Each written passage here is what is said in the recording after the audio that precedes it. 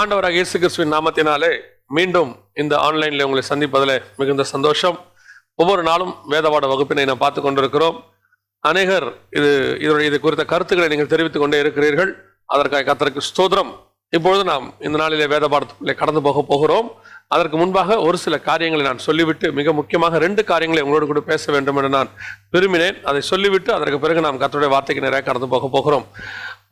அநேகர் இப்பொழுது எனக்கு கூட அது வந்துச்சு, சபைகள் திறக்கப்படாது, ஜெகன் அறிவிப்பு அப்படின்லாம் சரி போட்டிருக்கிறாங்க. தயவு செய்து இதை பார்க்குற எல்லாருக்கும் சொல்கிறோம், முழு கண்டென்ட்டையும் பாருங்க, முழு செய்தியையும் பாருங்க. அப்படி கேப்ஷனாக எடுத்து ஒரு சிலதை அப்படி போடுறாங்க.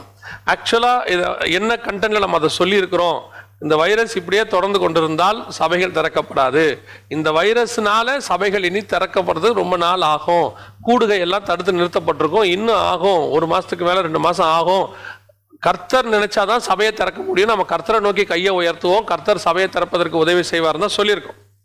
ஆனால் கேப்ஷன் எப்படி வந்திருக்குன்னா, சபை திறக்கப்படாது, ஜெகன் அறிவிப்பு அப்படின்னு சொல்லி. நிறைய பேர் இதை பார்த்துட்டு, ஒரு சிலர்லாம் வந்து செய்தியை பார்க்கறதில்ல பாருங்க, இதை பார்த்த உடனே ஜெகன் அப்படி பேசுறாரு இப்படி பேசுறாருன்னு சொல்லி ஒருமையில வேற திட்டுறாங்க. இருந்துட்டு போட்டோம், அதை பற்றிலாம் ஒன்றும் பிரச்சனை இல்லை, கர்த்தர் பார்த்து கொள்வார் எல்லாவற்றையும். தயவு செய்து எந்த ஒரு விஷயத்தையும் முழுதாக ஆராய்ந்து பாருங்க. ஏன்னா வாட்ஸ்அப்லேயும் சரி, ஃபேஸ்புக்லேயும் சரி, ஒரு கிளிப்பிங்கை மட்டும் எடுத்து அது கேட்சிங்காக போட்டுறாங்களா, அதை பார்த்து அதை வச்சுக்கிட்டு உடனே நம்ம ப்ரொபகண்டா பண்ணுறது, ஃபார்வர்ட் பண்ணுறது. அதுக்கு முன்னாடி என்ன சொல்லியிருக்குன்றத முழு கண்டென்ட்டையும் பார்த்துருங்க. அதை பார்த்த பிறகு என்ன செய்யணுமோ அதை நீங்கள் செய்யுங்க. 2வது, நாம் இப்போது செய்தி கொடுத்துட்டு இருக்கும் போதே கீழே நிறைய பேர் கமெண்ட்ஸ் போட்டுக்கிட்டே வராங்க.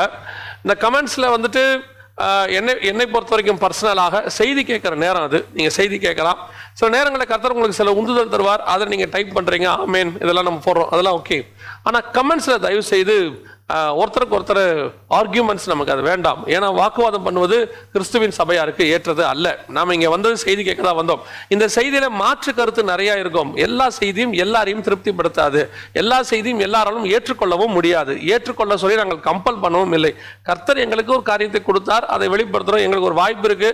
இந்த அடைக்கப்பட்ட காலத்தில் அந்த அடைக்கப்பட்டுக்கிற காலம் வரைக்கும் இந்த ஜனங்களுக்கு ஒரு ஸ்பிரிச்சுவல் ஃபுட்டாக இது இருக்கட்டுமே தான் நாங்கள் கொடுத்துட்டு இருக்கிறோமே ஒழிய இதற்கு முன்பதாக நாங்கள் ஆரம்பிக்கவே இல்லை. லாக்டவுன் பீரியட்ல தான் ஆரம்பிச்சோம்.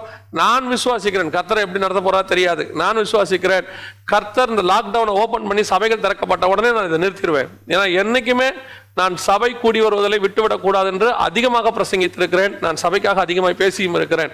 சபையில் குற்றங்கள் நடக்கும்போது அதை சுட்டி காட்டியும் இருக்கிறேன். அதுக்கு தான் நம்ம இருக்கிறோம் இங்க. அதனால சில பேர் வந்து சபை கூடி வருவதில் சொல்ல மாட்டோம் போது அதுக்கு பயங்கரமான ஆதரவும், சபை நடக்கிறதான தப்புகளை சொல்லும் போது அதை எப்படி இவர் சொல்லலாம் அப்படின்னு கேட்கறது சகஜமா இருக்கு. அதை பத்தி பிரச்சனை இல்லை. ஆனால் நான் என்ன சொல்ல வரேன், இந்த கமெண்ட்ஸில் தயவு செய்து நீங்கள் இங்கே வந்துட்டு ஆர்கியூ இதெல்லாம் பண்ணிகிட்டே இருக்காதீங்க. செய்தி கேளுங்க. உங்களுக்கு மாற்று கருத்து இருக்குமானால் தனிப்பட்ட இமெயில் ஐடி இருக்கு, அந்த இமெயில் ஐடியில் நீங்கள் சொல்லுங்கள். அதுக்கான பதிலை நாங்கள் உங்களுக்கு கொடுக்க முடியும். பப்ளிக் கமெண்ட்ஸில் கேட்டிங்கன்னா கண்டிப்பாக பதில் கொடுக்கப்படாது. சரியா? ஒரு சிலருக்கு மட்டும் பதில் கொடுக்குறோம். யாருக்கு கொடுக்குறோம்? தொடர்பு கொள்றதுக்கு நம்பர் கொடுங்கன்றாங்க. அந்த நம்பர் அதனால தான் அப்படி தனிப்பட்ட முறையில் கொடுக்க வேணாம்னு சொல்லி நம்பரே கீழே வேற போடுறோம். ஆனாலும் கூட ஒரு சிலர் எங்களுக்கு நம்பர் கொடுங்க அப்படின்னு கேட்குறாங்க, அவங்களுக்கு ரிப்ளை பண்ணுறோம். ஒரு சிலர் எங்களுக்கு ஆஃபரிங் கொடுக்க விரும்புகிறோம், உங்களுக்கு பேங்க் டீடைல்ஸ் கொடுங்க, அவங்களுக்கு நாங்கள் பேங்க் டீடைல்ஸ் அதில் கொடுக்கறதே இல்லை பாருங்க, யாருக்குமே கொடுக்கறது இல்லை. ஒரு சில அப்படி கேட்கும் போது அவர்களுக்கு நாங்கள் எங்கள் ஃபோன் நம்பரை தான் கொடுக்குறோம். எதுக்காகனா பெரும்பாலும் இந்த கமெண்ட்ல இந்த மாதிரி காரியங்களை பகிர்ந்து கொள்வதில் எனக்கு உடன்பாடு இல்லை. தயவு செய்து நீங்கள் கமெண்ட்ஸ்ல இந்த மாதிரி காரியங்கள்லாம் நீங்க போட்டு நீங்க செய்தி கேட்கிற நேரத்தை வேஸ்ட் பண்ணிடாதீங்க. நீங்க அதுக்கு தான் இங்க வந்திருக்கிறீங்க. ஒரு சிலர்லாம் பார்க்கும்போது கர்த்தருடைய கிருபை சந்தோஷமா இருக்குது. 11:30 மணிக்கு நம்ம செய்தி ஆரம்பிக்கிறோம்னா அவங்க ஒரு 5 நிமிடம் 10 நிமிடம் முன்னாடியே கூட வந்துடுறாங்க. வந்து அண்ணா we are waiting for your message அண்ணா அப்படின்லாம் சொல்றாங்க. ஆவியானவருடைய கிருபை அது.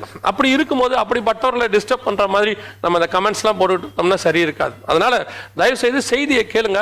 மாற்று கருத்து இருக்குமானால் உங்களுக்கு அது பிடிக்கலையா, அது உங்க இஷ்டம். அது உங்க எல்லா செய்தி எல்லாரும் இயேசுநாதர் செய்தியே நிறைய பேருக்கு பிடிக்கல, பவுல் செய்தி பிடிக்கல, அடிக்கிறாங்க. அதனால நான் என்னைக்குமே என் செய்தி பர்ஃபெக்ட் உங்க எல்லாருக்கும் பிடிச்சே ஆகணும்ட்டோ அல்லது நீங்க இல்லை உன் செய்தி தப்புன்னா அதுக்கு ஆர்கியூமெண்ட்டோ நான் பண்ண போறதே கிடையாது. கர்த்தர் எனக்கு கொடுத்ததை நான் உங்களுக்கு கொடுக்குறேன், அவ்வளோதான். 2வது, இந்த கமெண்ட்ஸை நிறுத்திடுங்க. இந்த மாதிரி போடுறது இந்த மாதிரிலாம் நிறுத்திடுங்க. வாழ்த்தி கூட நீங்கள் போட வேண்டாம், அண்ணா உங்கள் மெசேஜ் அப்படி அது கூட வேண்டாம். நீங்கள் உட்காந்து செய்தி கேளுங்க, நீங்கள் திரும்பி போயிருங்க. That is good. உங்கள் சபை உங்களுக்கு அது நல்லது. இந்த மாதிரி காரியங்கள்லாம் என்ன ஆகுதுன்னா நம்முடைய கிறிஸ்டியன் குவாலிட்டிஸை கெடுக்குது, ஸ்பிரிச்சுவல் குவாலிட்டிஸை கெடுத்து ஆர்கியூமெண்ட்ஸில் போய் அது ஒருத்தருக்கு ஒருத்தர் தடித்த வார்த்தைகள் பேச ஆரம்பிக்கிறாங்க. அது நமக்கு வேண்டாம் பாருங்களேன். நாம் உன்னதமான தேவனுடைய பிள்ளைக்கு பிறந்தவர்கள். அந்த தேவனுடைய பிள்ளைகள் எப்படி இருக்கணுமோ நம்ம அப்படிதான் இருக்கணும். சரி, நாம இன்னைக்கு செய்திக்கு நேராக கடந்து போகிறோம். லூக்கா எழுதின சுவிசேஷம் 19ஆம் அதிகாரம் 10வது வசனத்தை நாம் இன்னைக்கு பார்க்க போகிறோம். லூக்கா எழுதின சுவிசேஷம் 19ஆம் அதிகாரம் 10வது வசனம் சொல்லுது, இழந்து போனதை தேடவும் ரட்சிக்கவுமே மனுஷகுமாரன் வந்தார். இந்த வசனத்திலிருந்து தான் நாம் இன்னைக்கு பார்க்க போகிறோம். அதற்கு முன்பாக கண்களை மூடி நாம் ஜெபிக்க போகிறோம். சர்வ வல்லமையுள்ள எங்கள் ஆண்டவரே, இந்த அருமையான நாளுக்காக உமக்கு ஸ்தோத்திரம். ஒவ்வொரு நாளும் வேதத்திலிருந்து எங்களுக்கு தேவையான மன்னாவை ஆண்டவரே நீர் கொடுத்து கொண்டிருக்கிற தயவுக்காய் ஸ்தோத்திரம். அடைக்கப்பட்டிருக்கிற இந்த காலத்துல தேவனாய் கர்த்தர் எலியாவுக்கு காக்கா வந்து அப்பத்தையும் இறைச்சியும் கொடுத்தது போல எங்கள் வீடுகளிலே வந்து நீர் கொடுத்து கொண்டிருக்கிற இந்த ஆகாரத்திற்காக உமக்கு நன்றி ஆண்டவரே. நாங்கள் இதை உட்கொள்ளவும் இன்னும் நாங்கள் ஸ்திரப்படவும் பலப்படவும் சீர்படவும் கர்த்தர் கிருபை பாராட்டுவீராக. உம்முடைய மகிமை மூடிக்கொள்ளட்டும் எங்கள் ஆண்டவர் இயேசுவின் நாமத்தில் பிதாவே, ஆமென்.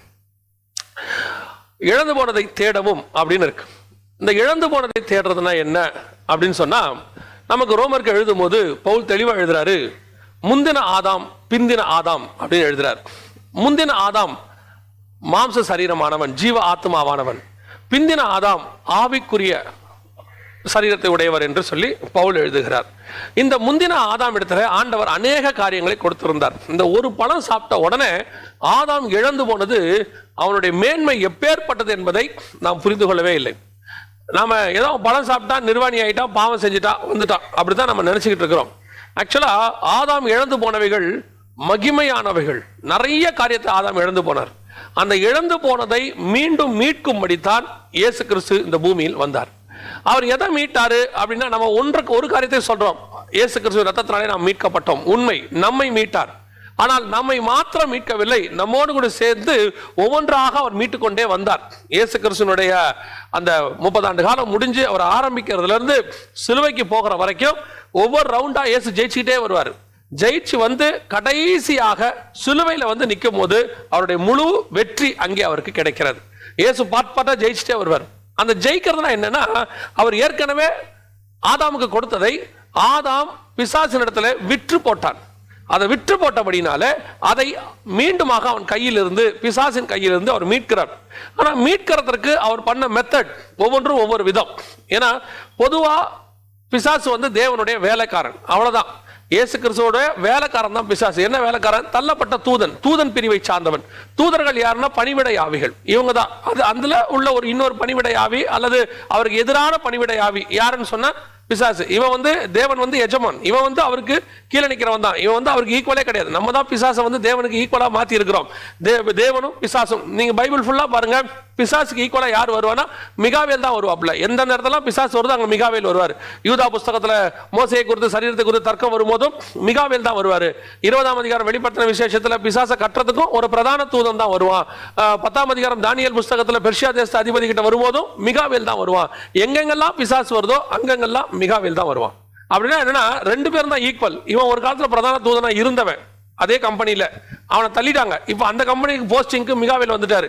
இந்த ரெண்டு சீனியர் ஆபீசர்ஸ்க்கு தான் சண்டையை ஒழிய ஓனருக்கு இதுல ஒண்ணும் கிடையாது. ஓனர் வந்து ரெண்டு பேரையுமே கண்ட்ரோல் பண்றது. ஓனர் நினைச்சாருன்னா இந்த பிசாசை ஒரு நிமிஷத்துல க்ளோஸ் பண்ணி போட்டுருவாரு. ஏன் அவனை வச்சிருக்கிறாருன்னா, அவன் ஒரு எக்ஸாமினர் மாதிரி. அவன் வந்து டெஸ்ட் பண்ண வருவான். அந்த டெஸ்ட் முடிஞ்சு கர்த்தருடைய வேலை முடிஞ்ச பிறகு அவனை நரகத்துல அவர் தள்ளிடுவார். சோ அதுக்கு தான் பிசாசை வச்சிருக்கிறார். அப்போ பிசாசை நாம ரொம்ப ஹைப் பண்ணி வச்சிருக்கிறோம். இப்போ ஆண்டவர் ஆதாமுக்கு கொடுத்தவைகளை பிசாசு வஞ்சித்து விட்டான், வஞ்சித்து எடுத்துக்கொண்டான். அந்த எடுத்துக்கொண்டதை மீண்டும் அவன் கையில் இருந்து அவர் எடுக்கணும். எப்படி எடுக்கணும் நினைச்சிருந்தாருன்னா நிமிஷத்துல அவனை க்ளோஸ் பண்ணி எடுத்திருக்கலாம். ஆண்டவர் அதை விரும்பவே இல்லை. அந்த மெத்தடே வேற. அவர் மீட்ட மெத்தட், இழந்து போனதை தேடவும்.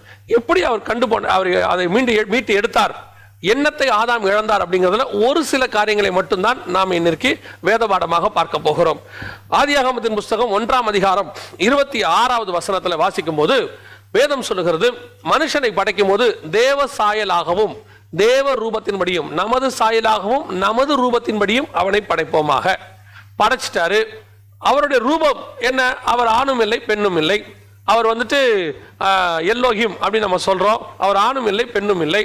அப்படின்னா அரவாணியா? அறிவும் இல்லை. அவர் 100% ஆண் 100% பெண். திருநங்கைகள் எப்படிப்பட்டவங்க அப்படின்னு கேட்டா ஒரு குரோமோசோம் அவங்களுக்கு குறைவாக இருக்கும். அது சரீரத்தில் உள்ளதான ஒரு சின்ன குறைபாடு, அவ்வளவுதானே ஒழிய மற்றபடி தேவனானவர் அப்படிப்பட்டவர் அல்ல. அவர் 100% ஆண் 100% பெண்.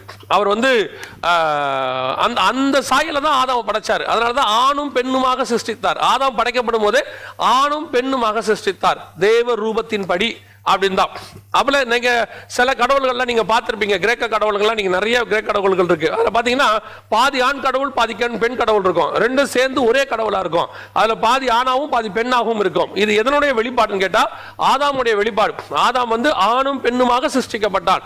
அதற்கு பிறகு அவனை பிரிச்சு எடுத்தார். அவனுக்குள்ள இருந்த ஏவாளை தனியா பிரிச்சு ஆண் தனியா பெண் தனியா பிரிச்சார். இந்த ஏதேனுக்குள்ள இருக்கிற ரகசியங்கள் எக்கச்சக்கமானவைகள். அதுல ஒண்ணுதான் இப்போ இதுல அவனை ஆணும் பெண்ணுமாக பிரித்தெடுத்து தனியா எடுத்தார் ரூபம். ஆனா சாயல் ஒன்று இருந்துச்சு, தேவனுடைய சாயல், தேவனுடைய மகிமை அவன் மேல இருந்துச்சு. இந்த தேவ சாயலை அவன் ஒரே பழத்துல இழந்து போனான். அந்த பழம் சாப்பிட்ட உடனே முதல்ல அவனை விட்டு போனது எதுன்னு கேட்டீங்கன்னா அந்த தேவனுடைய சாயல். அந்த தேவ சாயல் எப்படி போச்சு அப்படின்னா ஒரு உதாரணத்துக்கு ஆனாம படைச்ச உடனே பிரிச்சு ஏவாளை கொண்டு வந்து முன்னாடி நிறுத்துறாரு. அவளை கிரியேட் பண்ணி கொண்டு வந்து நிறுத்துறாரு. நிறுத்தின உடனே ஏவாளுக்கு ஒரு பேர் வைக்கிறான் பாருங்களேன். 2ஆம் அதிகாரம் 23வது வசனத்துல என் எலும்பிலிருந்து எலும்பும் என் மாம்சத்தில் மாம்சமா இருக்கிறபடினாலே அவளுக்கு மனுஷி என்று பெயரிட்டான். இப்போ பழம் சாப்பிடறதுக்கு முன்னாடி நடக்கிற விஷயம், மனுஷி என்று பெயரிட்டான். இப்போ சாயல் பாருங்க, மனுஷி. அதாவது இப்ப இந்த பழம் சாப்பிட்ட உடனே ஒரு பேர் வைக்கிறான் பாருங்க. 3ஆம் அதிகாரம் 20வது வசனத்துல ஏவாள் என்று பெயரிட்டான். இந்த மனுஷிக்கும் ஏவாளுக்கும் என்ன வித்தியாசம் அப்படின்னு கேட்டீங்கன்னு சொன்னா, மனுஷி என்பது அவளுடைய உருவாக்கத்தை பார்த்து அவன் வைக்கிறது காமன் நேம். உலகத்தில் இருக்கிற எல்லா பெண்களுமே மனுஷி, எல்லா ஆண்களுமே மனுஷன், அவ்வளவுதான். இந்த ஸ்ரீலங்காலாம் போனீங்கன்னு சொன்னா அவங்க அழகா சொல்லுவாங்க, இவங்க என்னுடைய மனுஷி அப்படிம்பாங்க. அதாவது என்னுடைய மனைவிங்கிறத அவங்க அழகா எங்க மனுஷி அப்படிம்பாங்க. அப்போ மனுஷிங்கிறது ஒரு காமனான வேர்ட். ஏவாள் என்பது அந்த மனுஷிக்கான ஒரு பேர், பர்டிகுலர் பேர். அந்த பேர் வந்து டெம்பரவரி. அந்த பேரை மாத்திக்கலாம், வேணா கெசட்ல போய் மாத்திக்கலாம், அதை போய் நம்ம என்ன பண்ணிக்கலாம். ஆனா இங்க மனுஷிங்கிறத மாற்ற முடியாது. அவங்க மறிக்கிற வரைக்கும் வருக வரைக்கும் அவங்க மனுஷி தான். இப்ப பிசாசு என்ன செய்யறான்னா, நான் அதை வந்து மனுஷனா மாத்திரன்னு சொல்லி இதான் பூமி சீர்கேடு. பூமியானது சீர்கேடினால் நிறைந்திருந்தது இருக்குல்ல. ஆணும் பெண்ணுமாக கர்த்தர் சிருஷ்டித்தாரு. இவன் என்ன பண்றான், நீ ஆணும் பெண்ணுமா சிருஷ்டிங்களா, நான் உன்னை பெண்ணா மாத்துறேன், ஆனா படைச்சத பெண்ணா மாத்துறேன், பெண்ணா படைச்சத ஆனா மாத்துறேன் அப்படின்னு சொல்லி இந்த இனி கடைசி காலத்துல அதுக்கான ஆபரேஷன் இந்த மாதிரிலாம் கொண்டு வராங்க. இது பூமியினுடைய சீர்கேடு, தேவனுக்கு விரோதமானது. சரி, அப்ப இந்த இடத்துல என்ன ஆகுது, மனுஷி என்பது காமனான பேர்னு வச்சுக்கோங்களேன். அதுதான் அந்த ஒரு மகிமை அவள் மேல இருக்குது. இந்த தேவ பிரசன்னம் இவங்க 2 பேர் மேல இருக்கக்கூடிய அந்த மகிமையானது சாப்பிட்ட உடனே அந்த மகிமை அவங்களை விட்டு போயிடுது. தேவ சாயல் போயிருச்சு. போன உடனே அவளுக்கு அவன் மனுஷியா இருந்தவளுக்கு ஏவாள் என்று பெயரிடுகிறான். இதுதான் அவங்க மேல அந்த சாயல் போய் மனுஷ சாயல் வந்துருச்சு. இந்த மனுஷ சாயல் வந்து அவங்களுக்குள்ள இவங்க எப்போ இந்த பிசாசுடைய வார்த்தைக்கு, அதாவது சர்பத்தின் வார்த்தைக்கு, சர்பம் யாரு, 3ஆம் அதிகாரம் 1ஆம் வசனம் சொல்லுது, சகல காட்டு மிருகங்களிலும் அது தந்திரம் உள்ளதாக இருந்தது. அப்ப இந்த சர்பம் வந்து மிருகம்.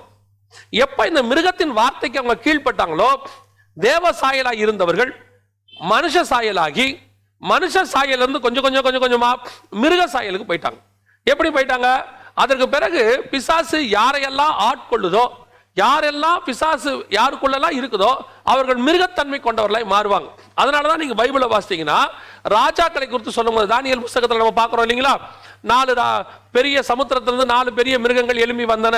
7ஆம் அதிகாரம் 3வது வசனத்துல இந்த 4 பெரிய மிருகங்களை குறித்து சொல்லும் போது, முந்தினது சிங்கம், 2வது கரடி, பிந்தினது சிவிங்கி, கடைசியாக வந்தது கொடியதும் கெடியதுமாய் இருந்தது. 4 சாம்ராஜ்யங்களும் சொல்லி 7ஆம் அதிகாரம் 23வது வசனத்துல இருக்கு. 4ஆம் மிருகம் பூமியில் உண்டாகும், 4ஆம் சாம்ராஜ்யம். It's a government.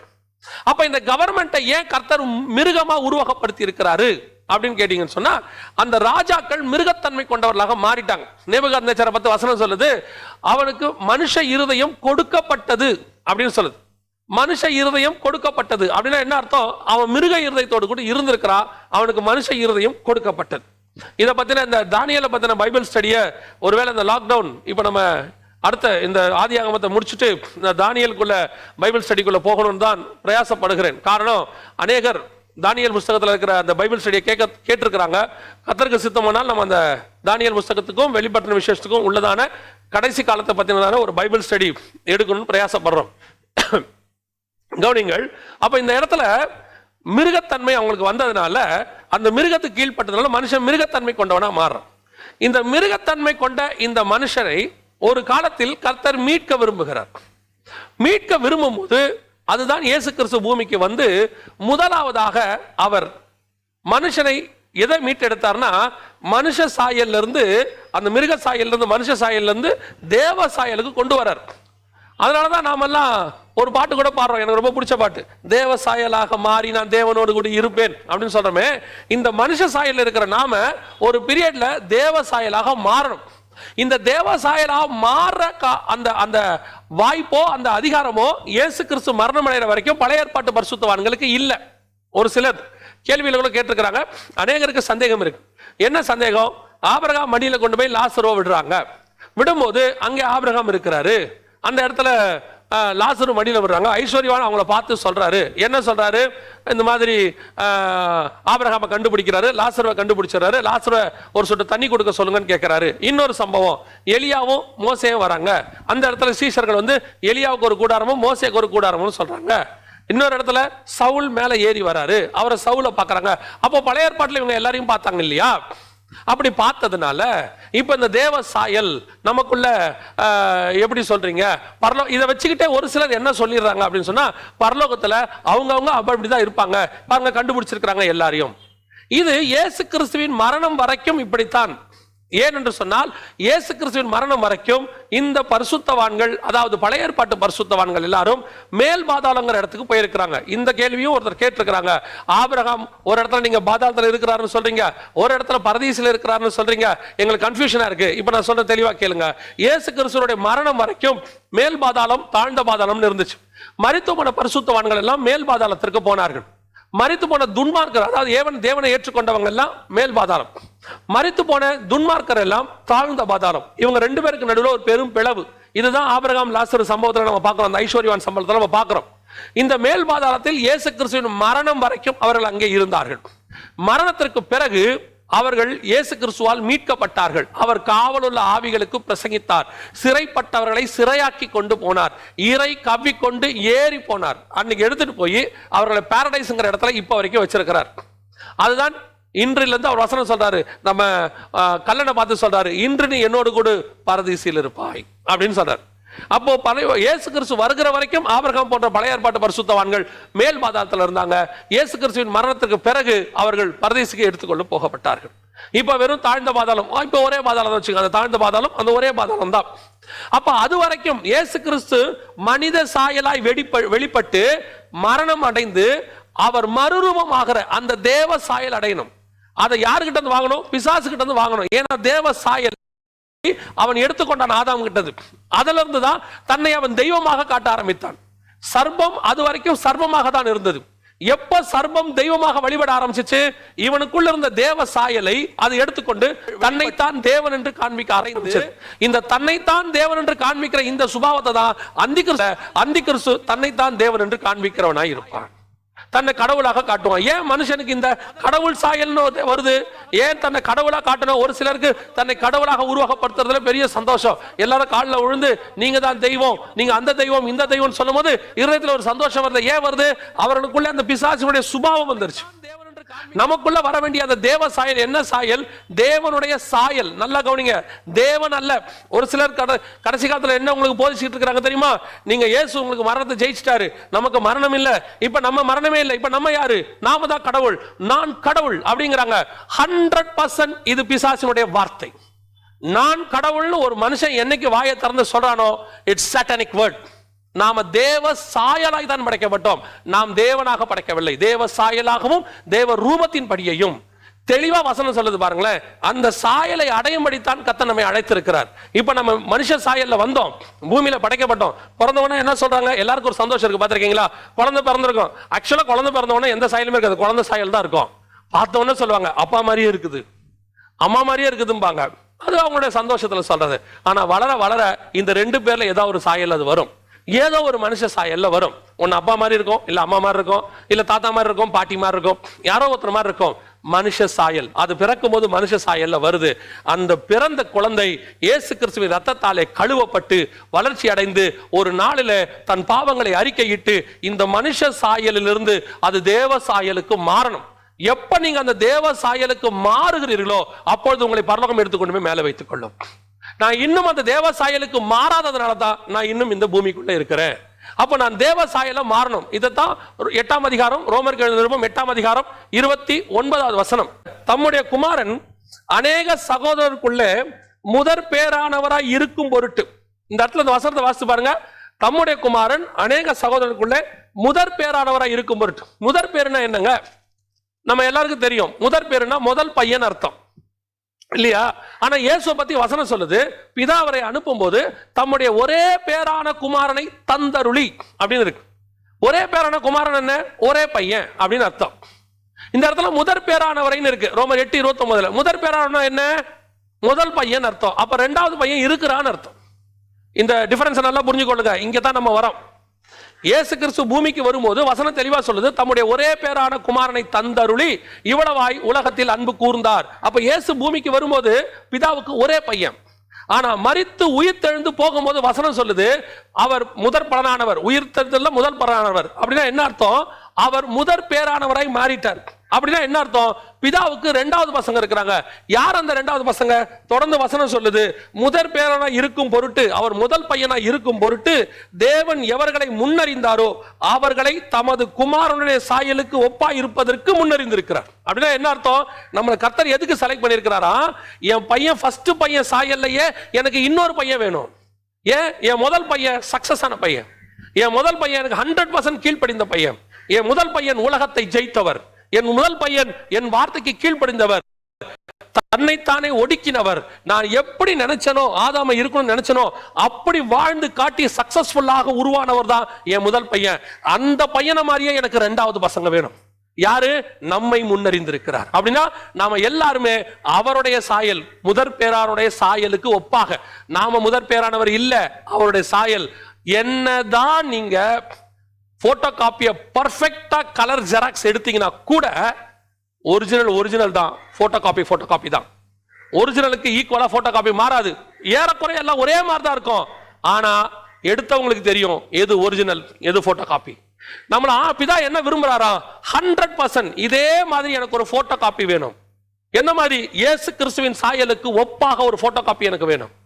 அப்படியே முதற் பேரானவர். அப்ப யாரு? நீங்களும் நானும் பிதாவுக்கு ரெண்டாவது பசங்க பைபிள் சொல்லுது. அவர் முதல் பையன் ஆயிட்டாரு, இப்ப நம்ம ரெண்டாவது பையன் ஆயிட்டோம். அப்போ முதல் பையனுடைய சாயலுக்கு ஒப்பாக நாம் மாறணும்.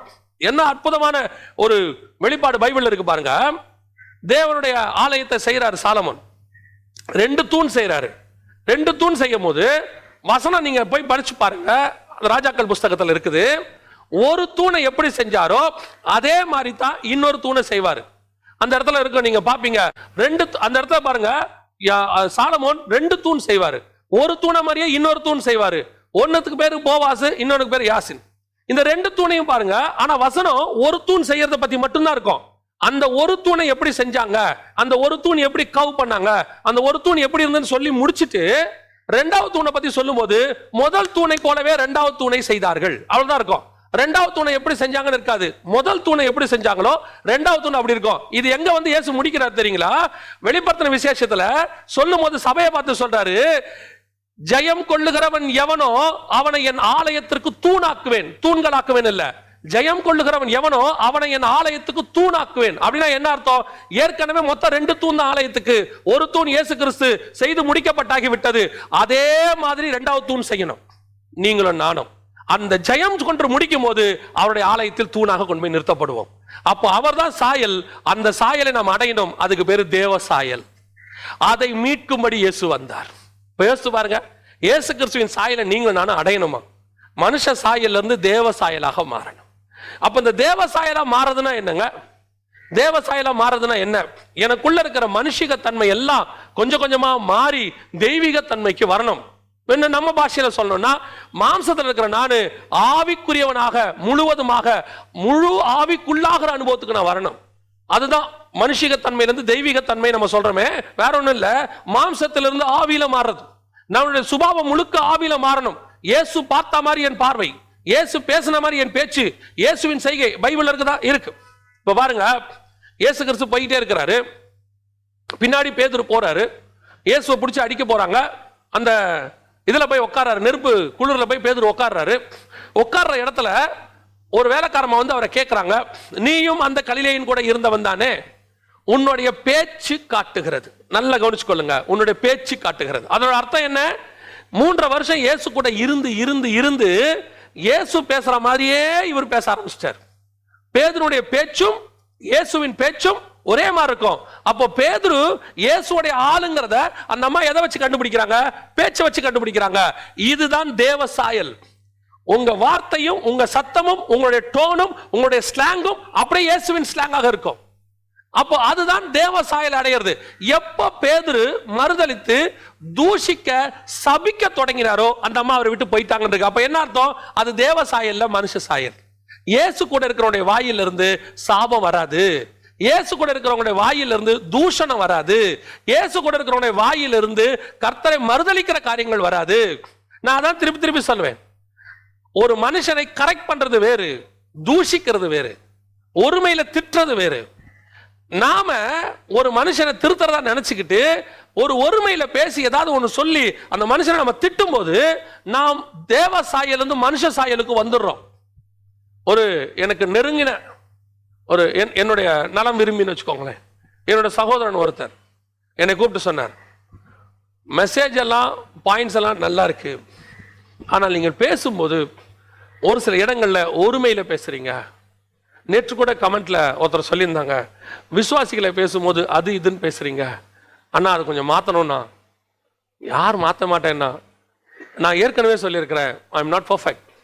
இங்கே யாரும் இங்கே வந்துட்டு நான்லாம் வந்துட்டு ஆக்ஸ்போர்ட்லேயோ கேம்பிரிட்ஜ்லையோ இல்லை பேசிக்காவோ அப்படிலாம் வரல, எனக்கு கொஞ்சம் கொஞ்சமாக இயேசு மாத்துறாரு. அப்போ அந்த சகோதரன் என்னை கூப்பிட்டு சொன்னார், அதை கொஞ்சம் மாற்றுங்க, அப்போ உங்களுடைய மெசேஜ் இன்னும் பவர்ஃபுல்லாக இருக்கும்.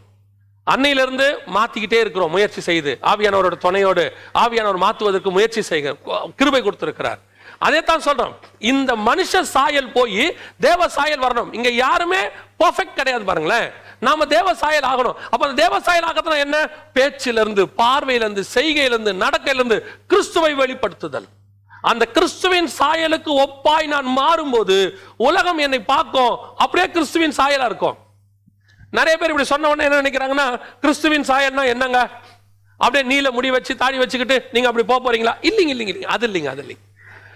கிறிஸ்துவின் சாயல் உள்ள, அதான் எப்படி சொல்ல, வெளியரங்கமா வேஷம் போடக்கூடாது. வெளியே அப்படியே நம்ம பண்டிகை நாட்கள் எல்லாம் பார்த்தீங்கன்னு சொன்னா டிராமாலாம் போடும்போது இயேசுநாதர் வேஷம் போட்டுக்கிட்டு அப்படியே அப்படியே ஒரு பெரிய முடியெல்லாம் வச்சுக்கிட்டு ஒரு நீல அங்கியெல்லாம் போட்டுக்கிட்டு அந்த பேசுறவங்களுடைய அந்த டோன் பார்த்துருக்கிறீங்களா? அவங்க எப்படி சொல்லுவாங்க? பிள்ளைகளே. அந்த உண்மையான அவனுடைய சுபாவம் அது இல்லை பாருங்களேன். அந்த பேசுறாரு ஒருத்தர் டிராமால, அவருடைய சுபாவம் அது இல்லை. இப்ப இயேசுடைய அந்த வேஷம் போட்ட உடனே ஆட்டோமேட்டிக்கா அவருடைய டோன் என்ன செய்யுது? மாறுது. ஆட்டோமேட்டிக்கா அந்த டிராமால அவர் என்ன பண்றாரு? தன்னை இயேசுவை போல காட்டணும் போது, அப்ப இயேசு எப்படி பேசியிருப்பாரு, இயேசு எப்படி பார்த்திருப்பாரு, பிரியமானவர்களே அப்படின்னு கூப்பிடுவாங்க. இது டிராமாக்காக வெளியே பண்றது. இத ஒரிஜினலா உள்ள பண்ணணும், உள்ளுக்குள்ள இருந்து வளரணும், அது உள்ளேயே மாறணும். உள்ள மாற மாற மாற அப்படியே முழுவதுமாக தேவ சாயலாகும். அந்த தேவ சாயல் ஆகும் போது என்ன ஆகும் தெரியுங்களா? அப்படியே கிறிஸ்துவின் சாயல் வெளிப்படும் போது அதற்கு பேர் தான் மறுரூபமாகுதல். அதான் மறுரூபமாகுதல். வேற என்ன? உள்ள இருக்கிற என்னுடைய உள்ளான மனுஷன் அப்படியே மாறிக்கிட்டு இருக்கு. உள்ளான மனுஷன் கொஞ்சம் கொஞ்சமா மாறும்போது என் வெளிய சாயலும் மாறும். ஒரு பெரிய பரிசுத்தவானை குறித்து இவ்விதமாய் சொன்னார்கள். எனக்கு தெரியாது, எழுதினிருந்து அது ஒரு புத்தகத்தில் இருந்துச்சு, அதை படிச்சதை நான் சொல்றேன். அந்த பரிசுத்தவான் ஒருத்தரோட வீட்டுக்கு போனாராம். வீட்டுக்கு போய் கதவை தட்டி ஒரு சின்ன பிள்ளை ஓடி வந்துச்சாம். ஓடி வந்து அப்படி கதவை திறந்த உடனே அந்த பரிசுத்தவானை பார்த்த உடனே அவங்க அம்மாட்ட சவுண்டா சொல்லிச்சான், மா ஏசப்பா வந்திருக்கிறாருமான்ட்டு போச்சான். வந்திருக்கிறவரு வேற அந்த ஒரு பரிசுத்தவான். ஆனா அந்த பிள்ளை என்ன சொல்லுது? ஏசப்பா வந்திருக்கிறாருமா அப்படின்னு. வந்து பார்த்தா அதை பரிசுத்தவான். உடனே இவங்க சொன்னாங்களா, ஐயோ சாரிங்க, பிள்ளை தெரியாம சொல்லிருச்சு. ஏன் அது இந்த பிள்ளை அப்படி சொல்லிச்சு? அவருடைய சாயல் கொஞ்சம் கொஞ்சமாக தேவ சாயலாய் மாற மாற தன்னை அறியாமலேயே கிறிஸ்து வெளிப்படுகிறார். இப்ப எப்படிங்க கிறிஸ்துவின் சாயல் வரும்? இன்னொரு சாட்சியை நான் சொன்னா உங்களுக்கு பிரயோஜனமாக இருக்கும். சென்னையில் ஒரு பெரிய பரிசுத்தவான் சபை வச்சிருந்தாங்க. இப்போ அவர் கத்தருக்குள் நித்திரை அடைஞ்சிட்டார். அவருடைய ரூம்ல அவர் உட்காந்துருப்பார். அவர் ரூம்குள்ள அவரை சந்திக்க ஜனங்க போவாங்க. தன்னுடைய கஷ்டங்களை பிரச்சனைகளை பேச போவாங்க. அவரை திட்டுறது கூட போவாங்களாம். ஆனா அந்த பரிசுத்தவான் அந்த சேர்ல அந்த டேபிள்ல இப்படி கையை குத்திக்கிட்டே கண்ண மூடிட்டு தான் உட்காந்துருப்பாராம். சோதரம் சோதரம் சோதரம், வேற ஒண்ணுமே செய்ய மாட்டார்.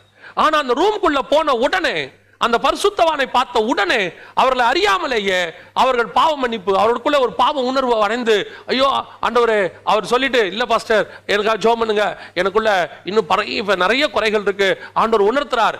இது ஏன் வருது? அவரை பார்த்த உடனே, கிறிஸ்துவை பார்த்த உடனே அந்த விபச்சார ஸ்திரீக்கு மன்னிப்பு வேண்டும் என்று தோன்றுகிறது, நான் பாவி என்று தோன்றுகிறது. இன்னைக்கு அந்த பரிசுத்தவான்கள் அப்படி தேவனுக்குள்ளே வளர வளர வளர வளர வளர என்ன ஆகுது? கிறிஸ்துவின் சுபாவம் வெளிப்படும் போது, அந்த கிறிஸ்துவின் சாயல் வெளிப்படும் போது, கிறிஸ்துவுக்கு என்ன கனம் கொடுக்கிறார்களோ அந்த கனத்தை உங்களுக்கும் கொடுக்க தொடங்குவார்கள்.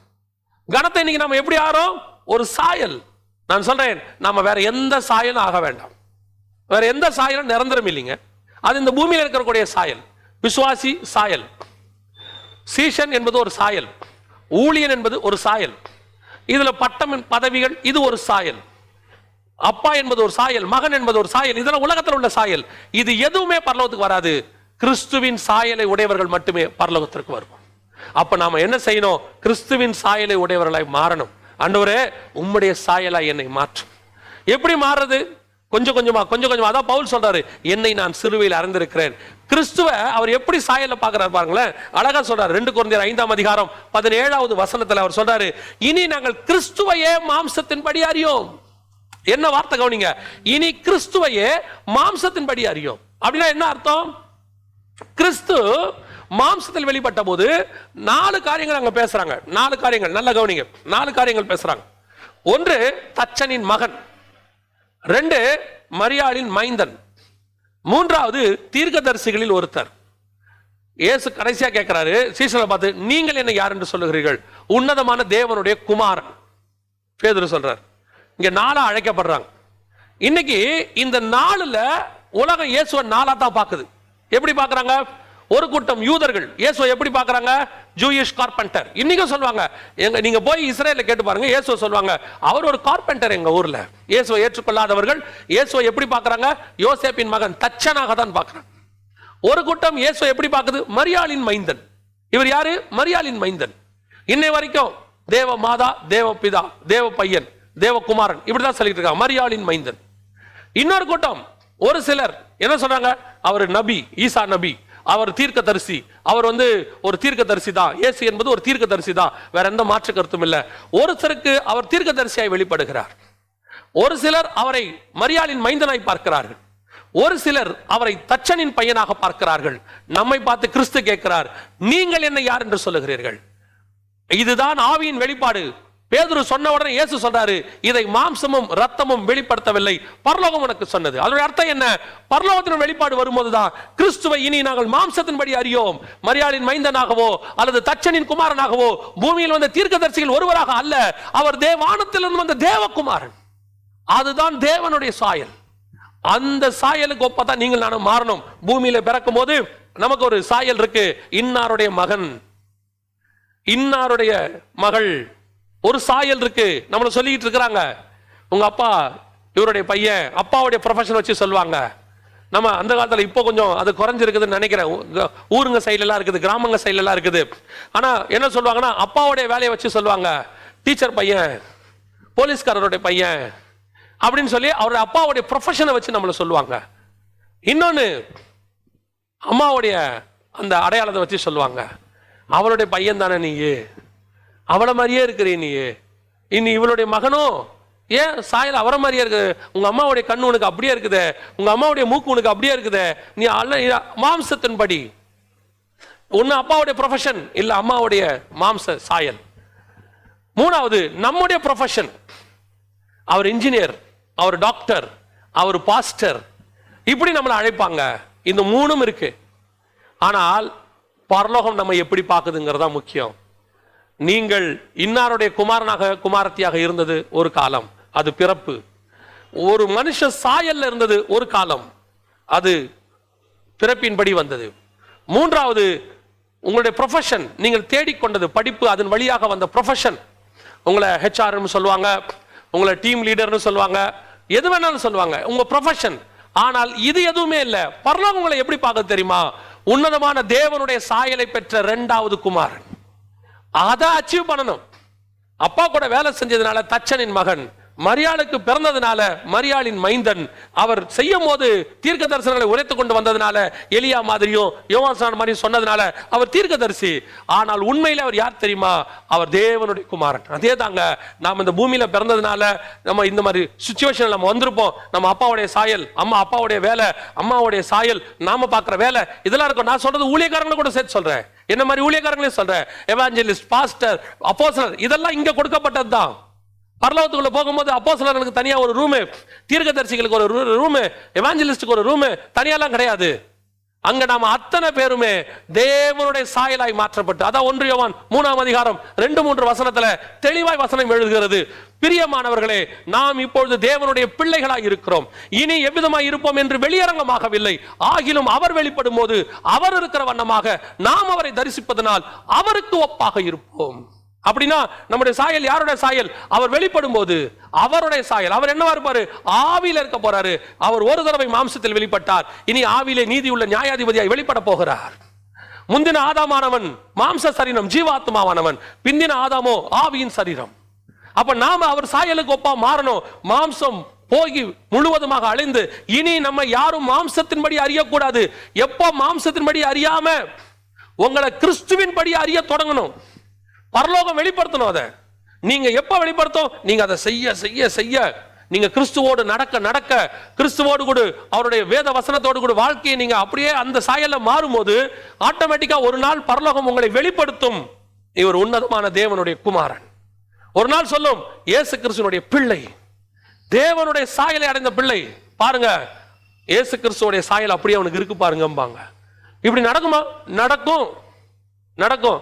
இந்த யூதாஸ் காரியத்து எதனால இயேசு கிறிஸ்துவ முத்தம் பண்ணாரு? கொஞ்சம் யோசிச்சு பாருங்க. அந்த கெத்செமனேல எல்லாரும் இருக்கிறாங்க. யூதாஸ் போய் கட்டி பிடிச்சு முத்தம் கொடுத்து காட்டி கொடுத்தார். ஏன் இயேசுவை காட்டி கொடுத்தார்? காட்டி கொடுக்கும் போது ஏன் முத்தம் கொடுக்கணும்? இவர் போய் எல்லாருக்கும் எதிரில் இவர் தான் அப்படின்னு சொல்லி காட்டி கொடுத்துருக்கலாமே. ஏன் இயேசுவை இவங்க யாருக்கும் தெரியாதா அப்படின்னா, ஒரு விளக்கம் இப்படி இருக்கு, ஒரு கமெண்ட்ரி இப்படி இருக்கு. அந்த கமெண்ட்ரியில் உள்ளதை நான் உங்களுக்கு சொல்றேன். அந்த கமெண்ட்ரி இப்படி சொல்லுது, ஏறக்குறைய சீஷர்கள் அத்தனை பேருமே இயேசு கிறிஸ்துவின் சாயலுக்கு ஒப்பாதான் இருந்தாங்களாம். அவர் கூட அந்த 3.5 வருஷம் இருந்து இருந்து இருந்து அவரை மாதிரி. இப்ப நீங்க பார்த்திருக்கீங்களா, சில ஊழியக்காரங்கிட்ட சிலர் இருப்பாங்க, அவங்க பார்த்தீங்கன்னா அவர் எப்படி பாடுறாரோ அதே மாதிரியும் பாடுவாங்க, அவர் என்ன பண்றாரோ அப்படியே பாடுவாங்க. சில ஊழியக்காரங்க பாருங்க, ஒருத்தர்கிட்ட இருக்கும்போது அவர் எப்படி பிரசங்கம் பண்றாரோ அவரை மாதிரியே பிரசங்கம் பண்ணுவாங்க, அவரை மாதிரியே கண்ணை மூடி, அவரை மாதிரியே பாட்டு பாடி. நமக்கு கண்ணை மூடிக்கிட்டு கேட்டோம்னா இவரா இல்ல அவரான்னு சந்தேகம் வந்துடும் நமக்கு. ஒரிஜினல் வேற, அவர் மாதிரியே பாடுவாங்க. நமக்கு கண்ணை மூடி கேட்கும் போது, அப்போ யூதாஸ் ஏன் கட்டி பிடிச்சி முத்தம் கொடுத்தாருன்னா, அத்தனை பேர்ல இருட்டுல கெத்செமனேல தப்பானவரை பிடிச்சிடக்கூடாது, அது ரூல். ஏன்னா யூத மார்க்கத்தில் உள்ளவன் தப்பான பிடிச்சா அது வேற மாதிரி போயிடும். அதனால அந்த பர்டிகுலர் பர்சனை காட்டி கொடுக்கிறது தான் முத்தம் கொடுத்தாருன்னு ஒரு கமெண்ட்ரி இருக்கு. அது உண்மையா பொய்யான்னு தெரியாது. அப்போ ஒருவேளை அது சரியா இருக்குமானால் நீங்க யோசித்து பாருங்க, எல்லா சீஷர்களும் ஏறக்குறைய ஒரே மாதிரி அந்த கிறிஸ்துவின் சாயலுக்குள்ள வந்திருக்கிறாங்க போல. அவரை மாதிரி ட்ரெஸ்ஸிங், ஒருவேளை வெளியரங்கமா அவர் மாதிரி ட்ரெஸ்ஸிங் யூசுவல் தானே. தலைவர் எப்படி பண்றாரோ அதே மாதிரி எல்லாரும் போட்டு வருவான். பாத்திருக்கீங்களா? தலைவர் 2 பக்கமும் முடிய அவருக்கு வழுக்க விழுந்திருக்கும், இவன் போய் ஷேவ் பண்ணிட்டு வருவான். ஏன்னு கேட்டு பாருங்க, தலைவர் சாயலை அவனும் அடையணும்னு அவனுக்கு ஒரு ஆசை. ஒரு சிலர்லாம் இருக்காங்க, ஒரு சில நடிகர்லாம் கீழே விழுந்து அவருக்கு மூக்கு அடிபட்டு வெட்டுப்பட்டுருச்சு, உடனே போய் ஆபரேட் பண்ணி வெட்டு வந்தவங்களாம் வந்து இருக்கிறாங்க. ஆபரேட் பண்ணி மூக்கெல்லாம் வெட்டிட்டு வந்தாங்க. என்ன காரணம்னு கேட்டபோது அவங்க சொன்னாங்க, எங்க தலைவர் மாதிரியே தான் எங்களுக்கு மூக்கு இருக்கணும், அவருக்கு கீழே விழுந்து அடிபட்டதுனால வந்தது. இவங்க அதுக்கேற்ற மாதிரி வெட்டிக்கிட்டாங்க. அவர் தலைவர் ஒரு மாதிரி ட்ரெஸ் போட்டா உடனே இவங்க கிழிச்சிட்டு போடுவாங்க.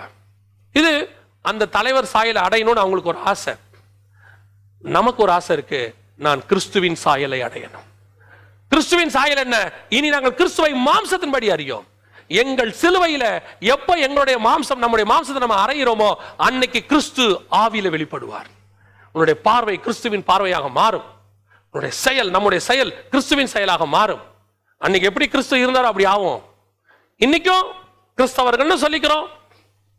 இன்னும் சொல்ல போனா நம்ம கிறிஸ்தவத்துக்குள்ள 30 வருஷம் இருக்கிறோம், 20 வருஷம் இருக்கிறோம், 50 வருஷம் இருக்கிறோம். நான் born கிறிஸ்டியன். எவ்வளவு பேர் சொல்றாங்க? கிறிஸ்துவராக இருப்பது முக்கியம் இல்ல, கிறிஸ்துவுக்குள்ள இருக்கணும், கிறிஸ்துவின் சாயல்ல இருக்கணும். கிறிஸ்தவ மதத்துல இருக்காதீங்க. எதுக்கு கிறிஸ்தவ மதத்துல இருக்கணும்? நீ கிறிஸ்தவ மதம் இல்லை. கிறிஸ்தவம் என்பது நான் அடிக்கடி சொல்வேன், வாழ்க்கை. அப்படியே கிறிஸ்துவை போல மாறதான் கிறிஸ்தவம். It's a life. கிறிஸ்துவினுடைய சுபாவம் நம்ம கூட வந்திருக்குதா? இன்னும் நிறைய பேருக்குள்ள நீங்க பைபிள் எடுத்து பாருங்க, கிறிஸ்துவின் சுபாவம் வேற யாருக்குமே இருக்காது. ஒருத்தர்கிட்ட ஒரு பார்ட் இருக்கும், ஒருவருக்கு ஒருத்தர் பார்ட். யோசேப்பு கிட்ட ஒரு சுபாவம் இருக்கும், கிறிஸ்துவின் சாயல். தானியல் கிட்ட ஒரு சுபாவம் இருக்கும், மோசஸ் கிட்ட ஒரு சுபாவம் இருக்கும், ஆபிரகாம் கிட்ட ஒரு சுபாவம் இருக்கும். இவங்க எல்லாரும் கிறிஸ்துவின் சாயல்ல ஒரு பார்ட். யோவான் சாண கிட்ட ஒரு பார்ட் இருக்கும். உடனே இவங்க என்ன பண்ணுவாங்க? ஜனங்க போய் அவங்கள கேட்பாங்க, நீ தான் கிறிஸ்துவா? ஏன் அந்த சாயல்ல கொஞ்சம் இருக்குதே. இப்ப நீங்க இன்டர்நெட்ல போய் பாருங்க, யார் ஆன்டி கிரைஸ்ட், எதுக்காக அப்படி போட்டிருப்பாங்க? அந்தி கிறிஸ்து யாருன்னு போய் பாத்தீங்கன்னா George W Bush anti Christ அப்படின்னு இருக்கும், Barack Obama anti Christ, Bin Laden, Pope John Paul II, Hillary Clinton, Saddam Hussein, எல்லார் பேரும் இருக்கு. எல்லார் பேருக்கு அந்த ஆன்டி கிரைஸ்டோட சுபாவத்துல அந்த பேர்ல எல்லார் பேரும் இருக்கும். ஏன் இப்படி போட்டுருக்காங்க? இவங்க எல்லாருக்கும் அந்த ஆன்டி கிரைஸ்டோட சுபாவத்துல ஏதோ ஒன்னு இருக்கும். ஏதாவது ஒண்ணு அவங்க அந்த சுபாவத்தை வெளிப்படுத்தி இருப்பாங்க. அந்த சுபாவத்தை வச்சுக்கிட்டு இவர் தான் ஆன்டி கிரைஸ்ட். அவர் ஆன்டி கிரைஸ்ட் அல்ல, அது சுபாவம் ஒன்னு இருக்கு. அந்த ஒரு சுபாவம் இருந்தா அவர் ஆன்டி கிரைஸ்ட் ஆக முடியாது. அவர் ஜார்ஜ் டபிள்யூ புஷ் தான். அவர் ஆன்டி கிரைஸ்ட் ஆக முடியாது, அவர் ஜார்ஜ் டபிள்யூ புஷ் தான். எல்லா சுபாவமும் முழுசாய் மாறும்போது தான் அவன் அந்தி கிறிஸ்துவாய் மாறுகிறான். அப்ப பழைய ஏற்பாட்டு பரிசுத்தவான்கள் எல்லாருக்கிட்டையும் கிறிஸ்துவின் சாயல்ல ஒன்னு இருந்துச்சு, ஏதோ ஒன்னு இருந்துச்சு. அதை வச்சுக்கிட்டு அவங்க கிறிஸ்துவாய் மாற முடியல. கிறிஸ்துவின் சாயல் மொத்தமாய் அமைந்தவர் யாருன்னா ஆண்டவராக இயேசு கிறிஸ்து. இப்ப நமக்கு ரோல் மாடல் அவர் தான். அவரை மாறி நாம் மாறணும், அவருக்கு அவர் சொன்னபடி நாம் மாறணும். அப்படியே அவருடைய சாயல் எனக்கு வெளிப்படும் போது, அந்த சாயல்ல என்னை தேவ சாயலாய் முழுவதுமா நான் மாறும்போது, பிதா என்னை முதற் பேரானவருக்கு ஈக்குவலாக 2வது குமாரனாக பரலோகத்தில் கொண்டு போய் உட்கார வைத்துக் கொள்வார். அதனாலதான் பிதா வலது பார்சத்துல இயேசு உட்கார வச்சிருக்காரு. இயேசு சொல்றாரு, ஜெயம் கொள்ளுகிறோம் எவனோ அவனுடைய என்னுடைய சிங்காசனத்துல பக்கத்துல உட்கார வச்சுக்கொள்வேன். ஏன்னா லெஃப்ட்ல உட்கார வைக்க முடியாது, லெஃப்ட்ல பிதா இருக்கிறாரு. அப்ப நம்மள எங்க உட்கார வைக்க போறாரு? ரைட்ல உட்கார வைக்க போறாரு. அவருடைய அர்த்தம் என்ன? பிதாவுடைய ரைட்ல இயேசு, இயேசுடைய ரைட்ல நம்ம. பிதாவினுடைய சாயல்ல குமாரன், குமாரனுடைய சாயல்ல நீங்களும் நானும். எப்படி இருக்கு பாருங்க பரலோகம். நம்மளை எப்படி உட்கார வைக்க போறாரு பாருங்க. இந்த சாயலை அடைவதற்கு தான் நாம் திருச்சபைக்குள்ளே கொண்டு வந்தோம், வேறு பிரிக்கப்பட்டோம், சபைகளுக்குள்ளே கொண்டு வரப்பட்டு இந்த போதனைகளை நாம் ஏன் இப்ப கொடுக்கப்படுறோம்? ஏன் இந்த போதனைகள்லாம் கொடுக்கப்படுது? நீ குமாரன் சாயலுக்கு ஒப்பாக நீங்களும் நானும் மாறணும். கொஞ்சம் கொஞ்சமா மாறி மாறி நம்முடைய பார்வைகள், சிந்தனைகள், செயல்கள் எல்லாம் மாறும்போது நம்முடைய சரீரமும் கிறிஸ்துவின் சரீரத்தை போல மாறும். கிறிஸ்து ஆதாம் தேவ சாயலாய் வந்து மனுஷ சாயலாய் மிருக சாயலுக்கு போனான். கிறிஸ்து மனுஷ சாயலாய் வந்து தேவ சாயலாய் மாற்றிக் கொண்டிருக்கிறார். இப்ப நீங்களும் நானும் கிறிஸ்துவை போல மனுஷ சாயலாய் பூமிக்குள் வந்தோம், மனுஷ சாயலாய் பூமிக்குள் நுழைந்திருக்கிறோம். அப்படி இருக்கிற நாம் தேவ சாயலாய் மாறணும். அதுக்கு என்ன பண்ணணும்? என்னை நான் சிலுவையில் அறைந்திருக்க வேண்டும். என்னைக்கு என் மாம்சம் செத்துருச்சோ, இயேசு மாம்சத்தை, அதான் மாம்சத்தில் வந்த இயேசுவை கிறிஸ்துவை நாங்கள் மாம்சத்தின்படி அறியோம். அப்படின்னா என்ன அர்த்தம்? சிலுவையில் அறிஞ்ச இயேசு முடிஞ்சிட்டார். அவர் மாம்சத்தில் வெளிப்பட்ட இயேசு முடிஞ்சிட்டார். இனிமேட்டு ஆவில உயிர்ப்பிக்கப்பட்ட இயேசு, அந்த சாயல் தான் பர்மனன்ட் சாயல். அந்த சாயல் தான் அடையணும். இன்னைக்கு நிறைய பேர் ஏன் அந்த இயேசுடைய, நான் அடிக்கடி சொல்றோம், இயேசுடைய அந்த சிலையை வைக்காதீங்க, இயேசுடைய அந்த இமேஜை வைக்காதீங்க, வீட்டுல போட்டோ வைக்காதீங்க. ஏன்? அது மனுஷ சாயலாய் வெளிப்பட்ட கிறிஸ்து. அந்த சாயல் ஒரு டெம்பரவரியாக பூமியில கொடுக்கப்பட்டது. அது வேற, அந்த மரியாளுடைய வயிற்றிலிருந்து வந்த சாயல், அது டெம்பரவரி கிடையாது. பவுல் தெளிவா எழுதிட்டாரு, இனி கிறிஸ்துவையே மாம்சத்தின்படி அறியோம். Finish, over. இனி நாங்கள் தேவ சாயலாய் வெளிப்பட போகிற கிறிஸ்துவுக்காய் காத்திருக்கிறோம். அந்த சாயல் எப்படி இருக்கும்? அவர் வெளிப்படும் போது அவருக்கு ஒப்பாக நாம் இருப்போம். அந்த சாயலும் இந்த சாயலும் ஒன்னா இருந்த. ஒரு உதாரணத்துக்கு பாருங்களேன், இப்போ ஒரு பாஸ் கொடுத்துருக்காங்க. பாஸ் கொடுக்கும்போது அந்த பாஸ்ல உங்களுடைய ஐடி போட்டிருப்பாங்க, உங்களுடைய நம்பர், ஆதார் நம்பரோ அல்லது உங்க பேரோ எழுதியிருப்பாங்க. நீங்க அந்த பாஸ் கொடுத்தோடனே அவங்க கிட்ட ஒரு ஐடி இருக்கும். அந்த ஐடியில் உள்ள நம்பரும் இந்த ஐடியில் உள்ள நம்பரும் ஒரே நம்பரான்னு பார்ப்பாங்க. 2 நம்பரும் ஒரே நம்பரா, உள்ள போங்க. இப்ப நமக்கு பரலோகத்துக்கு போகிறதுக்கு ஐடி என்னது? பரிசுத்தாவியை முத்திரை பெற்றிருக்கிறோம். இந்த பரிசுத்தாவி என்ன செய்யறாரு? பரலோகத்தில் இருக்கிற இயேசுவின் சாயலுக்கு உங்களுக்கு மாத்திக்கிட்டு இருக்கிறாரு இங்க பூமியில. நம்ம அந்த சாயலை பார்க்கல பாருங்களேன். அவர் என்ன செய்யறாரு? கிறிஸ்துவின் சாயலுக்கு ஒப்பாய் நம்மளை மாத்திக்கிட்டே இருக்கிறாரு. ஒரு நாள் கிறிஸ்து வெளிப்படுவார். கிறிஸ்து வெளிப்படும் போது இந்த ஐடி நம்மளை கொண்டு போய் நிறுத்துவாங்க. 2 ஒரே மாதிரி இருக்கு, 2 ஒரே ஐடி, ஒரே நம்பர், சேம் ஜெராக்ஸ், உள்ள போ. இல்லைங்க இது கொஞ்சம் மாறி இருக்கு, கண்ணு வேற மாதிரி இருக்கு, மூக்கு வேற மாதிரி இருக்கு. என்ன? கண்களின் இச்சை இன்னும் இருக்கு, ஜீவனத்தின் பெருமை இன்னும் இருக்கு, இன்னும் மாம்சம் முடிவடையில, இன்னும் மூர்க்கம் இருக்கு. இல்ல இன்னும் இது செட் ஆகல, ஒத்துப்பல. குமாரனின் சாயலுக்கு ஒப்பாயிருக்கும்படி. அப்போ ஒவ்வொரு நாளும் தேவ சாயலா மாறணும். ஆவியானவரே, நமக்குள்ள இருக்க ஆவியான அதுதான் செய்யறாரு. குமாரனின் சாயலுக்கு ஒப்பா நம்மளை மாத்துறாரு. ஆவியானவரே என்னை மாத்துங்க, உச்சம் தலை முதல் உள்ளங்கால் வரைக்கும் எனக்குள்ள கிறிஸ்துவின் சாயல் வெளிப்படணும், என் கண்களில் வெளிப்படணும், என் பேச்சில் வெளிப்படணும். பேதுருக்கு பேச்சில் வெளிப்பட்டுச்சு, என் பேச்சில் வெளிப்படணும், என் சரீரத்தில் வெளிப்படணும். ஒரு நாள் நீர் வரும்போது நான் உம்முடைய சாயலாய் காணப்பட வேண்டும். ஆதாம் இழந்து போனதை மீட்கும்படி இயேசு வந்தார். எதை மீட்டார்? முதலாவதாக தேவ சாயலை மீட்டார். இன்னும் அநேக காரியங்களை அவர் மீட்டிருக்கிறாரு. நம்ம நாளை தினத்துல இந்த இயேசு மீட்ட இன்னொரு காரியத்தை குறித்து நாம் பார்க்க போகிறோம். அதுவும் மிக முக்கியமானது, அதை நாம் செய்ய வேண்டும். ஆண்டவர் நமக்கு தேவ சாயலை மீட்கும்படி ஒரு வாய்ப்பை தந்திருக்கிறார். உங்களை ஒருவேளை யாராவது தூஷிச்சாலும், இப்போ எனக்கு ஆண்டவர் அதான் சொல்லி கொடுத்துட்டு இருக்கிறார். தூஷிக்கிறது மனுஷ சாயல், அமைதியாக ஏற்றுக்கொள்வது தேவ சாயல். Don't give the answers. அவங்க சொல்ற கமெண்ட்டுக்கு திருப்பி கமெண்ட் கொடுக்காதீங்க. ஒரு தேவ மனுஷன், ஒரு தேவ ஊழியக்காரன், ஒரு தேவனுடைய விசுவாசியா இருப்பானால் அவன் இன்னொருத்தரை தூஷிக்க மாட்டான். அவன் தேவனால் அழைக்கப்பட்டவனாக இருந்தால் அவன் வாயிலிருந்து தூஷணம் புறப்படாது. அவன் தேவனுடைய மனுஷனாக இருப்பானால், அவன் தேவனால் ரத்தத்தில் கழுவப்பட்டவனாக இருந்தால் அவன் வாயில தூஷணம், மறுதலிப்பு, சபிக்கிற காரியம் வராது. எது வரும் தெரியுமா? அவன் பேசினாலும் ஆண்டவரே பொறுமையாக. நான் சொல்றேன், திருப்பி நீங்க பேசி ஜெயிக்கிறத விட அமைதியா இருங்க, சீக்கிரம் ஜெயிச்சிடலாம். ஏன்னா அதான் கிறிஸ்துவின் சாயல், அது வெளிப்படணும். அதனால தயவு செய்து நான் ஆரம்பத்தில் சொன்ன, திருப்பி சொல்றேன், கமெண்ட்ஸ்ல ஆர்கியூமெண்ட்லாம் பண்ணாதீங்க. அது கிறிஸ்துவின் சாயல் கிடையாது. Just live it. ஆண்டவரே நீர் என்னை எதுக்காக அழைச்சிருக்கிறீரே, என்னை உம்முடைய சாயலாய் மாறும்படிக்கு நாம ஜெபம் பண்ண போறோம். ஆண்டவர்கிட்ட, ஆண்டவரே உம்முடைய சாயலாய் என்னை மாற்றும், என் பார்வை மாறட்டும், என் சிந்தனை மாறட்டும், என் செய்கை மாறட்டும், என் மாம்சம் மாறட்டும். ஒரு நாள் நீ வரும்போது நான் உம்முடைய சாயலாய் மாற வேண்டும். ஜெபமனுமா? சர்வ வல்லமையுள்ள எங்கள் தகப்பனே, இந்த அருமையான நாளுக்காக ஸ்தோத்திரம். இந்த காலை வேளையில உம்முடைய சமூகத்துல நாங்கள் உம்முடைய சாயலாய் மாறணும். குமாரனின் சாயலுக்கு ஒப்பா இருக்கணும். ஆண்டவரே, தேவ சாயல்ல படைக்கப்பட்ட மனுஷன் மனுஷ சாயலாய் மாறி ஆண்டவரே கடைசியில மிருக சாயலாய் போனான். அப்படி இருந்த எங்களை உம்முடைய ரத்தத்தாலே கழுவி, மிருகத்தன்மை கொண்டவர்களாக இருந்த எங்களை ரட்சிக்கப்படுவதற்கு முன்பதாக நாங்கள் மிருகத்தன்மை கொண்டவங்களா இருந்தோம். ஆண்டவரே, மூர்க்கம் கொண்டவங்களா இருந்தோம். ஆண்டவரே, சொல்ல முடியாத பாவங்களை செய்கிறவர்களாக இருந்தோம். உம்முடைய ரத்தத்தாலே கழுவி எங்களை மாம்ச சாயலாய் மாத்தினீர். இந்த மாம்ச சாயலாய் மாத்தி எங்களை கொண்டு வந்து திருச்சபைக்குள்ளே உட்கார வைத்து உம்முடைய வேத வசனத்தை கொண்டு போதித்து போதித்து போதித்து கொஞ்சம் கொஞ்சமாய் எங்களை தேவ சாயலுக்கு நீர் மாற்றிக் கொண்டிருக்கிறதா இவக்காய் ஸ்தோத்திரம். நீர் வருவதற்குள்ளாக நாங்கள் எப்படியாவது தேவ சாயலை அடைய வேண்டும். ஆண்டவரே, now we want to achieve that. கொஞ்சம் எங்களுடைய சிந்தனை, பேச்சு, பார்வை, செய்கை, நடக்கை எல்லாம் கிறிஸ்துவின் சுபாவத்துக்கு ஒப்ப சுபாவமாய் மாறட்டும். ஆண்டவரே, நாங்கள் அப்படி மாற நீர் வரும்போது நாங்கள் உம்முடைய சாயலாய் நிற்க கிருபை பாராட்டும். கேட்கிற ஒவ்வொருத்தரும் இந்த வசனத்தின்படி தங்களை மாற்றிக்கொண்ட கிருபை தாரும். ஆசீர்வதியும் இயேசுவின் நாமத்தில் பிதாவே, ஆமென். மீண்டுமாக அந்த 5 ஜப குறிப்புகளை மறந்துடாதீங்க. வெளிநாடுகளில் ஜபிக்கிறாங்களான்னு தெரியல, வெளிநாடுகளில் கலவரங்கள் பரவிக்கிட்டு இருக்கு. அதிகமாக நிறைய நாடுகளில் கலவரங்கள் எக்ஸஸ் ஆகி போயிட்டு இருக்கு. ஜனங்க பஞ்சத்தில் இது பண்ணிட்டு இருக்காங்க. அதை விட 3வது பாயிண்ட், பிள்ளைகளுக்காக ஜெபம் பண்ண சொன்னேன் இல்லையா? நேற்று ஒரு காரியம் கேட்டேன், எனக்கு இன்னும் மனசு உடஞ்சிருச்சு. ஒரு ஸ்டாட்டிஸ்டிக்ஸ் போட்டாங்க நேற்று டிவியில், நியூஸில். வீட்டிலேயே இருக்கிற பிள்ளைகள் அதிகமாக பாதிக்கப்படுறது, மென்டலி பாதிக்கப்படுறாங்க. ஒன்று, ஃபிசிக்கலி அப்யூஸ் பண்ணப்படுறாங்களா? நிறைய பிள்ளைகள் ஃபிசிக்கலி அப்யூஸ் நிறையா வந்திருக்குது. இந்த இடைப்பட்ட இந்த லாக்டவுன் பீரியடில் மட்டும் 30 நாளைகளுக்குள்ள மட்டும் அதிகப்படியான கேஸ் புக்காக இருக்குது.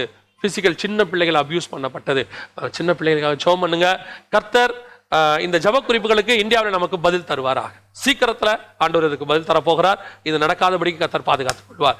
கர்த்தருக்கு சித்தமானால் இன்னும் ஒரு செய்தியில நாம் சந்திக்க போகிறோம். God bless you.